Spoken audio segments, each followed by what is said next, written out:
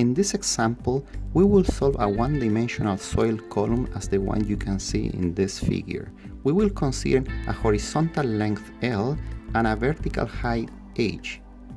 We will also provide with three different materials. The first layer will consist on a shear wave velocity of 150 meters per second, and the last layer will have 250 meters per second as shear wave velocity. We will provide with two dashpots at the bottom of the soil column in order to absorb the incoming wave. We will add 2-point forces at node 1 and 2 in order to propagate upwards a shear wave velocity. We will finally record displacement velocity acceleration at the two red dots shown in this figure. The idea is to create and solve this problem using SVL. We first create a Python script to be executed in the SVL pre-analysis. I remind you the idea of this step is to generate the JSON input files to be used in the SVL run analysis. We will open the generated file using Visual Studio Code. In this file, we start by importing the Seismo-VLAB library. We then define some global variables as the number of points, size of the element, and number of elements. We set up some global SVL variables such as the file name, the number of partitions, and the dimension of the problem. We create some global damping for the model. For that, we use a Rayleigh formulation in which we specify the coefficient for the mass matrix and the coefficient for the stiffness matrix. We create the materials for the soil, and for that we use the add material function provided in the Seismo-VLAB Python library. We specify an elastic two-dimensional plane strain material, and we provide with the elasticity modulus, the Poisson ratio, and the density. We do the same for the other layers.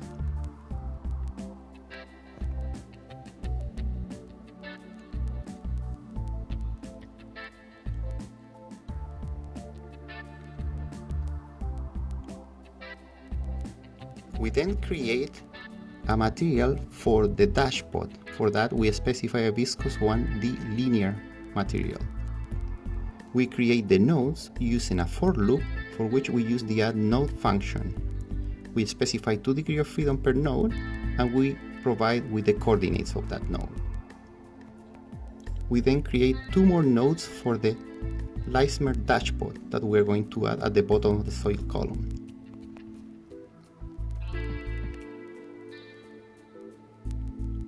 We then restrain the vertical direction in all the nodes of the soil column, as shown in this part. And we will restrain the nodes of the Leismer dashpots in X and Y direction. We then create the elements using another for loop in which we first create the material tag, and then with the add element function we create the soil elements provided with the connectivity, and we specify the element to be a linearized two-dimensional quad of 4 nodes. We then create the dashpot in a similar manner, being a zero length 1D element, and formed by the material number 4.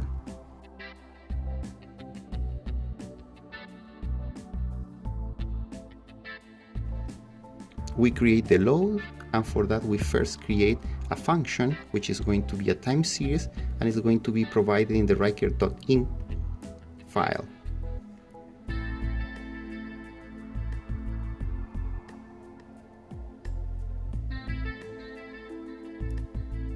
We then create a load with a tag number 1, and it's going to be a point load, which is going to be associated to function number 1. We do the same for the second point load.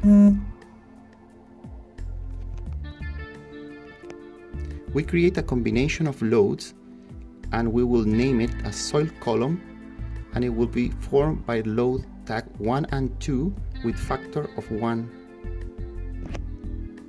we will add the recorders in order to store the solution at the bottom and at the top of the soil column. And we will do the same for the velocity and the acceleration.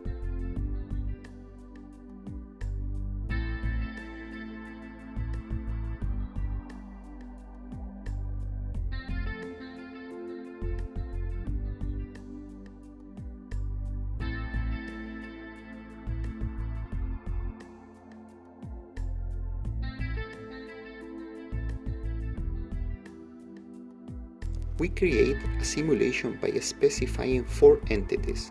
We first create a dynamic analysis in which we're going to consider 1000 time steps. For this analysis, we will employ a linear algorithm. We use a dynamic integrator. In this case, we chose a Newmark type. We use the EigenC++ solver in order to solve the linear system, and we finally add a simulation by specifying all the objects defined above.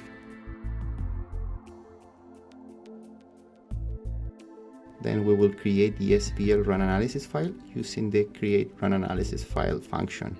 We will render the data and we will save this file.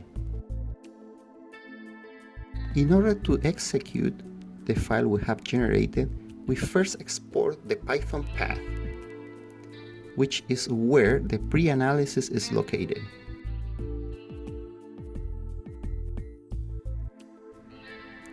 We then can call Python 3 and then we specify the address where the file is highlighted here.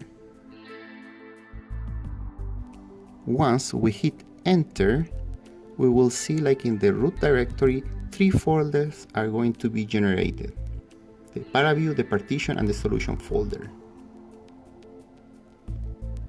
Also, since we choose to render the data, the soil.vtk file will be generated. Similarly, since we save as, the soil.py file is generated.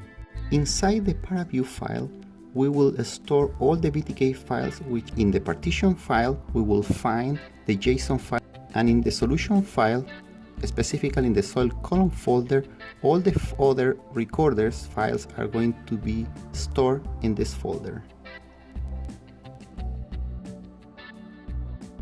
Now, in order to execute the run analysis, we can copy and paste the line generated in the pre-analysis as highlighted here. Once we copy and paste this line, we can hit enter. Once we hit enter, the analysis is going to be performed.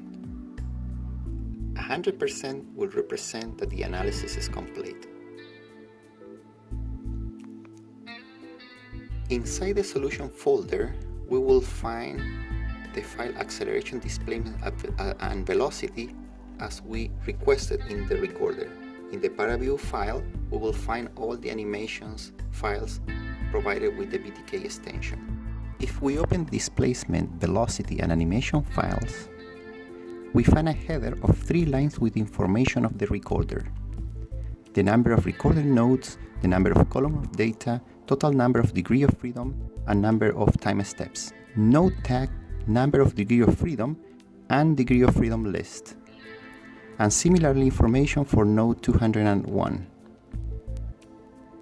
We then find the response in X and Y direction for node 1 and 201. The same format is found for the velocity and acceleration files. The animation file is written in VTK legacy format and stores all the information of nodes, elements, and responses.